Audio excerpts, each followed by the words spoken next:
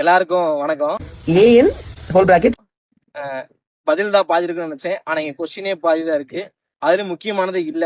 இந்த என்ன முக்கியமானதுன்னா இந்த என் பிலாங்ஸ் டு என் அப்படிங்கறது முக்கியமானது. இது ஏன் ரொம்ப முக்கியமானது அப்படின்னா, மேக்ஸ்ல எப்பயுமே கொஸ்டினை சால்வ் பண்ணி ரீட் பண்ணி தான் சால்வ் பண்ணணும். அப்படி ரீட் பண்ணும்போது சீக்வன்ஸ், ஜெனரல் டேம் அப்படின்னு ரெண்டு டேம் ரெண்டு கீவேர்ட்ஸ் இங்க முக்கியமா இருக்கு. ஜெனரல் டேம் அப்படிங்கிறது நம்ம ஃபங்க்ஷனை சொல்லலாம். ஃபர்ஸ்ட் சாப்டர்ல ஃபங்க்ஷன் தான் படிச்சோம்.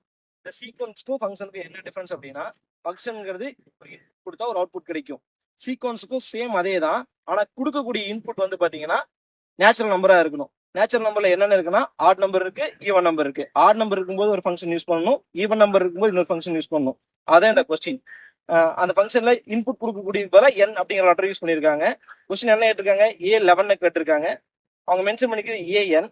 அதனால எண்ணுக்கு பதிலா 11 தந்தோம் அப்படின்னா நம்மளுக்கு ஆன்சர் கிடைச்சிடும். அதே மாதிரி எண்ணுக்கு பதிலா ஈவன் நம்பர் 18 தந்தோம்னா ஆன்சர் கிடைச்சிடும். ஆனா n இன்ட்டு n பிளஸ் ஒன்னுங்கிறது ஆடு கிடையாது. அது வந்து கம்ப்ளீட்லி ராங்.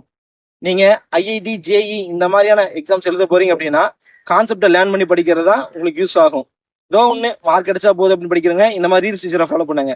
உண்மையிலேயே உங்களோட கோல் எஜுகேஷன்ல இருக்கு அப்படின்னா கண்டிப்பா ரியல் டீச்சரை ஃபாலோ பண்ணுங்க. சக்சஸ். தேங்க்யூ.